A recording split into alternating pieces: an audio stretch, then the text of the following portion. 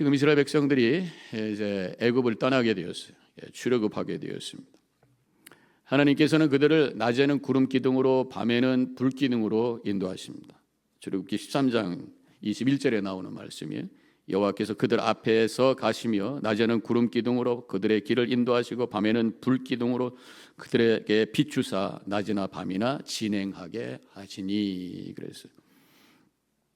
이 광야의 여정, 출애굽해서 가나안 땅으로 가는 이 광야의 여정은 길이 없어요. 하나님께서 불기둥과 구름기둥으로 인도해 주셔서 따라가는 여정이라고 하는 것을 여기서 말씀하고 있습니다. 우리 성도들은 영적인 출애굽을 한 사람들이, 우리에게 있어서 출애굽이라고 하는 것은 죄와 사망에 노예되었던 그 자리에서 예수님을 통해서 대속의 죽음을 믿고 그 피가 나를 위한 하나님의 은혜임을 고백할 때에 우리는 출애굽하게 돼요. 그리고 하나님께서 우리에게 보여주신 그 가나안의 비전, 영원한 나라를 향해서 걸어가는 과정이 바로 우리의 신앙의 여정이고 광야의 여정이라고 하는 것입니다. 하나님께서 우리에게 구름 기둥과 불 기둥으로 인도해 주시는데 우리에게는 구름 기둥, 불 기둥이 보이는 건 아니죠. 그럼 성경에서 이 구름 기둥과 불 기둥이 뭐냐? 하나님의 임재를 상징하는 거예요.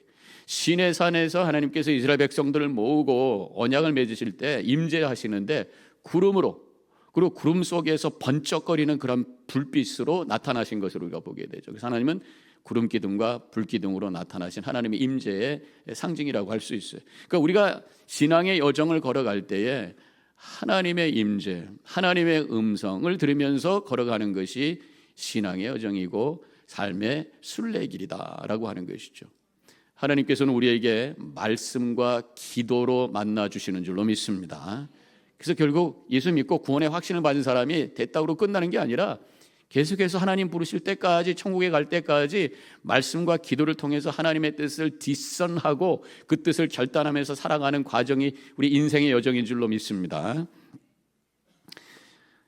이렇게 하나님께서 이스라엘 백성들을 인도하셔서 따라가게 돼요. 그런데 오늘 이제 14장에 들어와서 하나님께서 그들을 인도하셨는데 홍해 바닷가로 가게 되었다는 것이죠. 2절, 이스라엘 자손에게 명령하여 돌이켜 바다와 믹돌 사이에 비하히롯 앞 곧 바알스본 맞은편 바닷가에 장막을 치게 하라.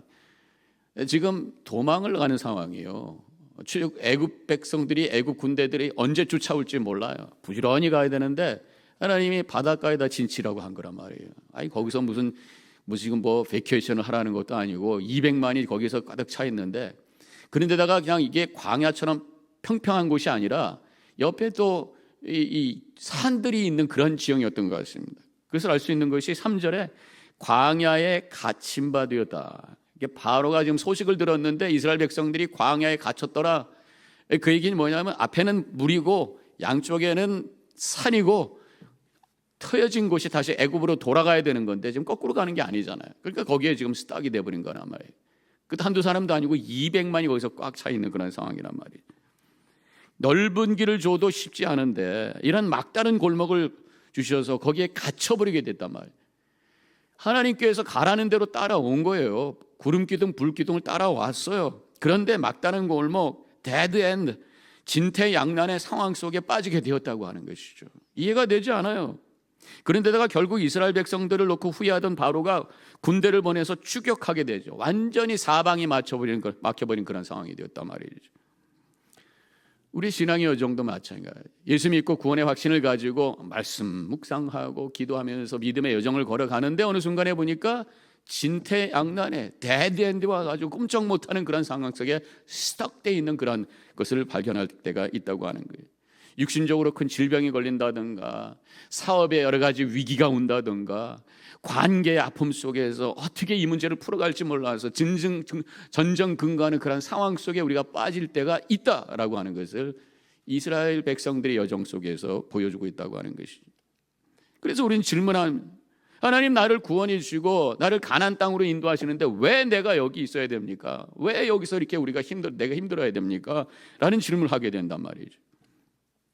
오늘 본문을 통해서 하나님께서 무엇을 우리에게 하기를 원하시는가 몇 가지 함께 생각하기를 원해요. 무엇보다도 먼저 이러한 상황 속에 있을 때 우리가 제일 먼저 해야 될 것은 무엇이냐? 그럼에도 불구하고 하나님이 누구신지를 고백해야 된단 말이에요. 우리가 믿고 지금까지 따라왔던 그 하나님이 어떤 분인가를 먼저 믿음으로 고백해야 된단 말이에요. 나를 사랑하시고 나를 구원해 주시고 애굽에서 나를 풀어주시고 나에게 비전을 주시고 약속을 주셔서 이끄시는 좋으신 하나님, 나의 하나님이신 줄로 믿습니다 라는 그 믿음의 고백이 먼저 있어야 될 줄로 믿습니다. 하나님이 지금 날 벌 주시고 나를 저주해서 여기서 한번 죽어봐라 라고 해서 나를 이 자리에 이끌고 오신 게 아니라고 하는 걸 고백해야 된단 말이에요. 다윗이 이런 고백을 했어요. 다윗이요, 얼마나 하나님 앞에 순종했던 사람입니까? 쭉 열왕기 상하, 사무엘 상하 읽어보면은 물론 한번 큰 실수를 했습니다만은 그 이후에 하나님의 말씀대로 순종하고 늘 하나님께 여쭤보고 하나님이 이거 나갈까요 말까요? 늘 주님의 뜻에 순종한 사람, 마음이 합한 자라고도 표현하고 있어요. 그런 사람이었어요.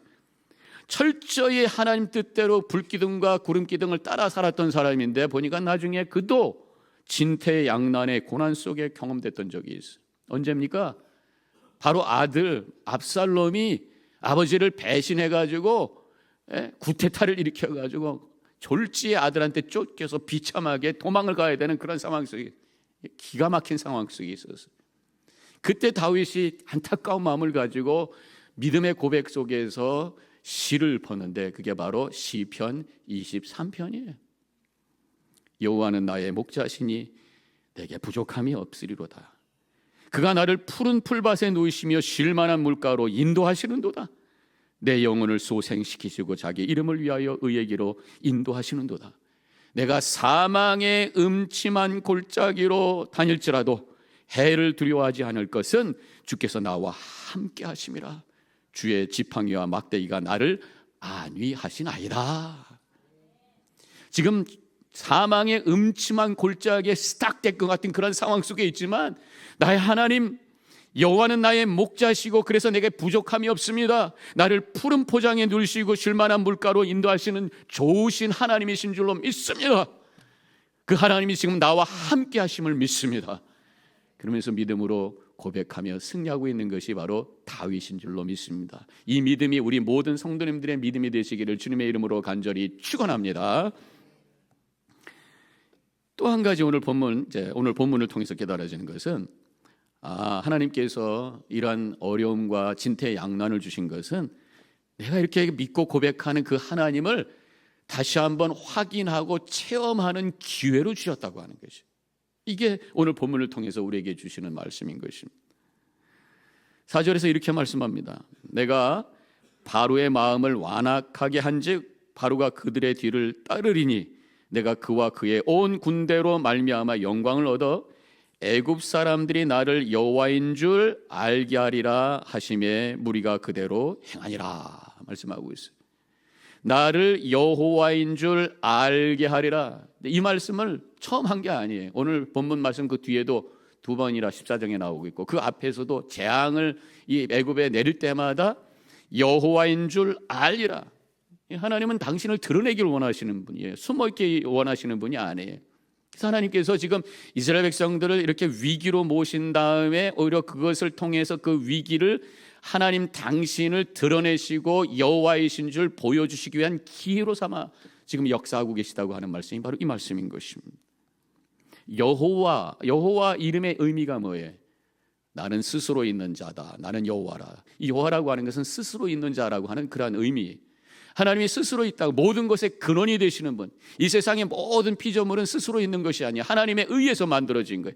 애굽에 있는 모든 신들, 우상들 스스로 있는 존재들이 아닙니다. 하나님만 스스로 있으시고 하나님을 통해서 모든 것이 있으시고 하나님은 창조주이시고 모든 것을 주관하시고 만왕의 왕, 만주의 주이시라고 하는 것을 드러내기 원하시는 것이 우리 하나님의 마음인 줄로 믿습니다. 우리의 위기를 통해서 당신을 드러내길 원하시는 것이 하나님의 뜻이다라고 하는 것을 말씀하고 있단 말이에요.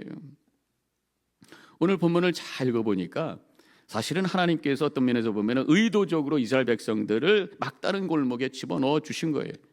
그래서 그것을 보고 애굽 군대가 나오게 하시고 결국 홍해 바다를 열어서 그들을 다 침몰시켜서 다 하나님께서 그들을 멸망시켰다고 하는 것을 알 수가 있어요. 3절을 읽어보면 바로가 이스라엘 자손에 대하여 말하기를 그들이 그 땅에서 멀리 떠나 광야에 갇힌 바 되었다 하리라. 누군가 첩자가 있어서 알려줬겠죠. 지금 바닷가에서 오도가도 못하고 거기서 다 지금 스탁이 돼 있다고 하는 좋은 기회입니다. 왕이시여. 그래서 바로가 또 자기 신에게 또 기도했겠죠. 이게 태양신이 라신인데, 라신이요 태양신이요, 나에게 주신 좋은 기회인 줄로 믿습니다. 가겠습니다. 그리고 이제 얘들아 가라. 그리고 갖고 있는 모든 병거들과 모든 군대들 총동원해서 가게 된 거란 말이에요. 결국은 이런 기회를 통해서 이 애굽에 있는 모든 병력들이 한꺼번에 홍해에서 다 진멸되고 말하다. 그 이후에 이스라엘 백성들이 얼마나 마음이 편했을까. 더 이상 바로가 쫓아오면 어떡할까 하는 걱정이 싹 사라지면서 그저 미래를 향해 갈 수 있는 은혜의 길이 활짝 열리게 되었다고 하는 것이, 하나님께서는 위기를 기회로 만드시는 반전의 역사를 이루시는 분이 우리의 하나님이신 줄로 믿습니다. 그것을 기대하고 그것을 고백하면서 믿음으로 나아가는, 이것이 우리의 믿음의 여정인 줄로 믿습니다. 제가 어떤 그 간증을 한번 읽어봤었는데, 한국에 있는 분이시에요. 그분이 아파트의 관리수장으로 있는 분인데, 한 번은 어떤 입주인이, 이상한 입주인이 있어요. 쓰레기를 쓰레기통에 버리지 않고 부엌 문에다가 바깥으로 던지는 거야. 그래서 문제가 있는 사람이다 했는데, 한 번은 자기 집에 있는 모든 플랜트를 갖고 내려오더니 거기에 공동으로 쓰는 화단에다가 막 심는 거예요. 그래서 안 됩니다. 이거는 공동으로 쓰는 거지 우리 손님 입주자님 거 아닙니다. 그때 옥신각신하다가 이제 불편해졌는지 이 사람이 막 소리를 질러대면서 너 이제 내가 파이어 시키겠다, 너 일 못하게 하겠다, 그러고 막 난리를 치면서 경비실에 있는 장부를 가서 막 빼앗아 가지고 비리를 캐겠다. 그리고 사람들 앞에서 막 띠띠고 1인 시위하면서 욕을 해대면서 협박하면서 선동을 하고 막 난리가 난 거예요. 자기는 자기가 이 관리소장으로서 해야 될 일을 한 것뿐인데 이 사람이 뭐 제정신이 아닌 사람인 거죠. 그래가지고 막 곤란한 상황이 돼서 진정시키기 위해서 죄송합니다, 아무튼 잘 해봅시다. 말이 안 통하는 거예요. 장부는 돌려받아야 되잖아. 이건 오피셜한 거고 이건 뭐 행정적인 것이기 때문에 받아야 되는 거니까 좀 돌려주십시오. 안 된다는 거야. 여기 뭐 비리를 가지고 고발하겠다고 그러고 막 난리가 났어. 그래서 안 됐으니까 이제 이번에 경찰을 불러서 이걸 장부를 돌려받기 위해서 불렀더니만 나를 지금 절도범으로 삼으냐, 집어넣어, 배째, 뭐 이러면서 난리야. 너무너무 힘들어. 경찰도 와서 보니까 장부 하나 때문에 옥신각신하는 거니까 본인도 인볼브 되기 싫으니까 이 두 분이서 얘기를 잘하시고 좀 어떻게 해결해 보시오. 그리고 가버린 거예요. 큰일 났습니다. 밤에 이분이 크리스찬이니까 하나님께 기도하는 거예요. 하나님 함께 해주세요. 어떻게 하면 좋겠습니까? 참 너무 힘듭니다. 근데 마음에 평안을 주시고 그래서 잠을 잘 잤어요. 아침에 그렇지만 또 이 사람이 날이 칠 거라고 생각하고 마음의 준비를 하고 하나님 같이 갑니다. 나간 거예요. 근데 조금 있다가 그 사람이 부인과 함께 왔는데 쭈그리고 와가지고 바카스 가지고 와가지고 장부 돌려주면서 미안합니다. 내가 사실은 이게 이 분노 장애가 있어가지고 어저께 내가 헷가닥 해가지고 그런 거예요. 근데 저도 지금 사실은 캐톨릭 신자인데 가서 기도하다 보니까 하나님이 평화를 네가 가지려면은 가서 장부를 돌려주라 그래가지고 왔습니다. 죄송합니다. 하루 사이에 반전이 된 거죠. 사실 본인도 너무 화가 나서 마음 같아서는 화를 내고 한번 멱살 잡고 싸우고 싶었지만 끝까지 기다리면서 참으면서 하나님의 은혜를 구하면서 기다렸을 때 이런 반전의 역사를 경험하며 하나님 살아계십니다, 하나님이 나와 함께 하십니다, 할렐루야, 이렇게 간증을 했다고 하는 거죠. 우리의 인생에서도 보면은 시험이 올 때가 있어요. 억울한 상황이 있어요. 그럼에도 불구하고 그때 하나님이 나와 함께 하시면서 인내하면서 기도하고 나갈 때에 하나님의 살아계심을 체험하는, 하나님의 은혜를 다시 한번 고백하는, 하나님이 드러나는 놀라운 역사가 나의 삶 속에 있음을 믿고 승리의 삶을 살아가는 우리 성도님들 되시기를 축원합니다. 우리가 이런 위기 앞에서 내 생각만 하게 되면, 그러면 하나님이 이루실 어떤 그런 계획과 섭리를 알지 못하고 우리가 힘들어하게 된단 말이에요. 믿음이라고 하는 것은 내 생각에 머물러 있는 것이 아니라 내 생각을 초월한 하나님의 뜻이 있다고 하는 것을 고백하면서 기다리는 것이 바로 믿음 아니겠습니까? 성경이 분명히 말씀하고 있어요. 이사야 55장 8절과 9절에 이는 내 생각이 너희의 생각과 다르며 내 길은 너희의 길과 다름이라.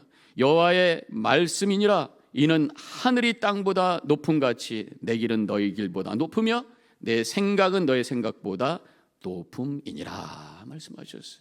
내 생각에 머무르지 마세요. 내 생각에 머무르면 답답하고 걱정, 근심이 생기고 좌절이 되고 분노가 되지만, 그러나 하나님께서 나보다 높으신 하나님의 뜻과 섭리 속에서 이 일을 이루어 가신다고 하는 것을 믿을 때에 기대할 수 있고 기다릴 수 있고 인내할 수 있고 결국 하나님께서 역사하시는 것을 체험하는 기회가 되는 줄로 믿습니다.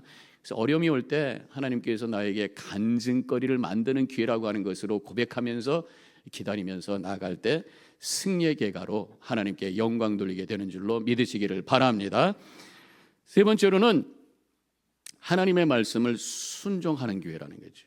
바로 이때가 하나님의 말씀을 듣고 음성을 듣고 그 말씀에 순종하는 때구나. 오늘 본문에 보니까 하나님께서 모세를 통해서 세 가지 명령을 하셨어요. 첫 번째 명령은 두려워하지 말라는 거예요. 13절, 너희는 두려워하지 말고 가만히 서서 여호와께서 오늘 너희를 위하여 행하시는 구원을 보라. 그래서 어떤 문제가 생기고 어려움이 오면 걱정, 근심, 불안, 그리고 두려움이라고 하는 게 생긴단 말이에요. 두려움이 오게 되면 믿음의 능력이 위축이 되고 바르게 선택하고 바르게 판단하지 못하면서 더 큰 문제를 만들 수가 있어요. 근데 두려운 이유가 뭐냐면 문제에만 초점을 두기 때문에 문제가 더 크게 느껴지면서 거기에 눌린 마음을 갖게 되면서 두려워지게 된단 말이죠. 믿음은 우리의 시각을 문제로부터 하나님께로 옮기는 것인 줄로 믿습니다. 문제보다 더 크시고 위대하신 하나님을 바라볼 때 문제는 그대로 있지만 그 문제는 작아지기 시작하고 작게 보이기 시작하고 그 문제를 해결할 수 있는 지혜를 깨닫기 시작하고 하나님이 주시는 믿음의 능력이 내 안에서 작동되기 시작하면서 그 문제를 이겨내며 승리의 계가로 하나님의 영광을 드러낼 수 있는 삶을 살게 되는 줄로 믿습니다. 또 한 가지 명령을 하시는데 가만히 있으라는 거예요. 가만히 있으라는 거예요. 14절, 여호와께서 너희를 위해서 싸우시리니 너희는 가만히 있을지니라, 이렇게 말씀하고 있어요. 지금 이스라엘 백성들이 바로의 군대가 오는 것을 봤어요. 할렐루야, 하나님께서 이 문제를 반전의 역사를 있을 줄로 믿습니다. 처음부터 그렇게 하지 않았어. 어떻게 했어요? 오니까 10절에 보니까 두려워하여 여호와께 부르짖고 그랬어요. 두려움이 오니까 하나님께 부르짖었다고 하는 것이 기도는 아니었던 것 같습니다. 여러 가지 그 컨텍스트로 보면 하나님 이게 뭡니까? 하나님을 향한 불평이었겠죠. 우리를 지금 구원하신 줄 알았더니 여기서 우리를 죽게 하려고 합니까? 하나님께 막 소리 지면서 막 항거하는 그런 부르짖음을 갖다가 그게 이제 성이 안 차니까 모세에게 이번엔 불평하는 거예요. 11절, 모세에게 이르되 애굽에 매장지가 없어서 당신이 우리를 이끌어내어 이 광야에서 죽게 하느냐? 어찌하여 당신이 우리를 애굽에서 이끌어내어 우리를 이같이 하느냐? 불평불만 하나님께 막 항거하고 또 다른 사람에게 비난하고 불평하고 당신 때문에 너 때문에 그것 때문에 그러면서 막 화내고 이런 상황이, 그때 하나님께서 모세를 통해 가만히 있을지니라 말씀하고 있는 거예요. 좀 가만히 좀 있어라. 불평하고 불신만 말하지 말고 믿음 없는 자처럼 소리내지 말고 지금 가만히 조용히 침묵하며 하나님 앞에 머물러 있으라, 이렇게 말씀하시는 거란 말이에요. 시편 46편 10절에 너희는 가만히 있어 내가 하나님 됨을 알지어라, 이렇게 말씀하고 있어요. 어떤 때는 우리가 너무 경솔하게 말함으로 말미암아 오히려 내가 그 말에 의해서 믿음을 잃어버려요. 오히려 입을 다물고 하나님 앞에 가만히 머물러 있으면서 하나님이 여기에 함께 하시고 내가 지금까지 붙들고 왔던 하나님이 어떤 분인가를 다시 한번 믿음의 고백을 통해서 주님을 바라볼 때에 다시 한번 믿음이 회복되게 되고 하나님이 주신 지혜를 가지고 승리의 삶을 살게 되는 줄로 믿습니다. 어떤 때는 너무 힘들어서 기도하지도 못할 때가 있어요. 뭐라고 기도해야 될지도 모르다. 그때는 오히려 그냥 가만히 계세요. 침묵이 오히려 하나님의 언어가 될 수 있어요. 주님 앞에 머물러서 주님을 갈망하며 주님을 간절히 찾을 때 우리 하나님은 살아계시기 때문에 갈망하고 집중하고 갈급한 심령으로 다가오는 우리들을 만나주시고 하나님의 사랑 가운데로 우리를 채워주셔서 두려움을 이겨내게 하시고 지혜를 가지고 능력을 가지고 맞서서 승리의 삶을 살게 하시는 줄로 믿습니다. 세 번째 명령은 앞으로 나아가라는 거예요. 앞으로 나아가라. 두려워하지 말고 가만히 머물고 이제는 나아가라. 15절 여호와께서 모세에게 이르시되 너는 어찌하여 내게 부르시느냐 이스라엘 자손에게 명령하여 앞으로 나아가게 하고 그래. 모세에게 이제 이스라엘 백성들에게 나가라 그래. 어디로? 앞에 홍해로 그냥 나가라 그래. 그러면서 모세에게는 너는 지팡이를 들어서 오른손으로 바다 위에 내밀라. 이스라엘 백성들은 앞을 향해 나가고 모세는 손을 들어서 지팡이를 들어서 홍해를 향해 들었을 때에 홍해 바다가 쫙 갈라지게 되고 그래서 미래가 열리는 놀라운 역사가 기적의 역사가 일어났던 것을 오늘 말씀을 통해서 우리가 보게 됩니다. 우리의 삶 속에 이렇게 홍해와 같은 여러 가지 어려움이 우리를 막고 있을 때가 있단 말이죠. 그래서 기도할 때가 있고 또 조용히 하나님의 때를 기다릴 때가 있어요. 그렇지만 결국 믿음의 결단을 하고 움직일 때가 있다는 거예요. 움직여야 된다고 하는 것이. 예를 들어서 우리 젊은 분들 여기 계십니다만 뭐 어르신들도 마찬가지겠습니다만 우리가 가정을 이루고 부부가 함께 결혼 생활을 한다는 게 쉽지가 않잖아요. 생각이 다르고 여러 가지 다른 백그라운드와 이 다른 사람이 모여서 하나의 가정을 이룰 때 참 여러 가지 힘든 것들이 있단 말이에요. 그래서 갈등이 있을 때가 있어요. 어떤 때는 두 사람 사이에 홍해가 흐르는 것 같아. 대화가 되지 않아. 마음이 아파. 눈물이 나. 너무 힘들어. 그래서 기도하고 하나님의 때를 기다리고 있습니다. 그러나 하나님께서 그렇게만 하지 말고 머물러만 있지 말고 움직여라 말씀하신다는 거죠. 누가 움직여야 돼? 남편이 움직여야 돼? 아내가 움직여야 돼? 믿음의 사람이 움직여야 될 줄로 믿습니다. 나가는 거야. 먼저 말 거는 거야. 먼저 사과하는 거예요. 먼저 대화하는 거예요. 먼저 물꼬를 트는 거예요. 그때 나와 함께 두 팔을 들어 기도해 주시는 내 곁에서 중보기도 하고 계시는 예수 그리스도가 계심을 믿고 나갈 때에 서로 어려웠던 그 홍해 바다와 같았던 관계가 열려지는 놀라운 은혜가 체험되는 줄로 믿으시기를 바랍니다. 성도들과의 관계도 마찬가지예요. 서로 우리가 함께 생활하다 보면 오해가 있을 수 있고 또 상처받을 수도 있고 그렇지만 그 상처의 분노와 미움의 홍해 바다를 미래를 향해서 믿음을 가지고 나아갈 때에 옆에 계신 주님의 도우심으로 말미암아 그 관계가 다시 열려지게 되고 함께 서로 주님의 은혜를 나누는 아름다운 신앙의 공동체로 세워지는 놀라운 은혜를 체험하게 될 줄로 믿습니다. 우리가 움직일 때 우리 주님께서는 옆에서 우리를 위해서 중보기도 하고 계심을 믿으시기를 축원합니다. 로마서 8장 34절에서 죽으실 뿐 아니라 다시 살아나신 이는 예수 그리스도 예수시니 그는 하나님 우편에 계신 자요 우리를 위하여 간구하시는 자시니라 이렇게 말씀하고 있어요. 우리가 나아갈 때 예수의 이름으로 기도하며 예수의 이름으로 나아갈 때 우리를 막고 있는 홍해 바다가 쫙 갈라지면서 가나안 땅을 향한 하나님의 은혜의 길이 활짝 열리게 된다고 하는 것을 믿음으로 고백하며 움직여 나감으로 승리하여 하나님께 영광 돌리시기를 주님의 이름으로 간절히 축원합니다. 지금 우리가 구원받고 나름대로 하나님의 인도하심 속에 살아왔어요. 그렇지만 때로는 생각지 않은 막다른 골목에 멈출 때가 있다고 하는 것 오늘 말씀을 통해서 저희들이 깨달아야 됩니다.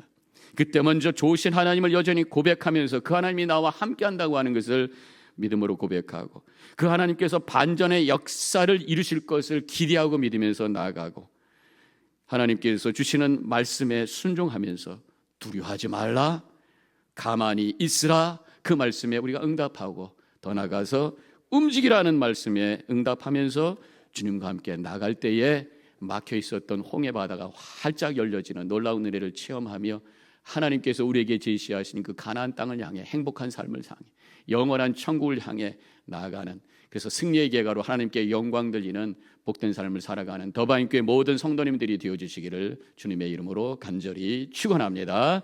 기도하겠습니다.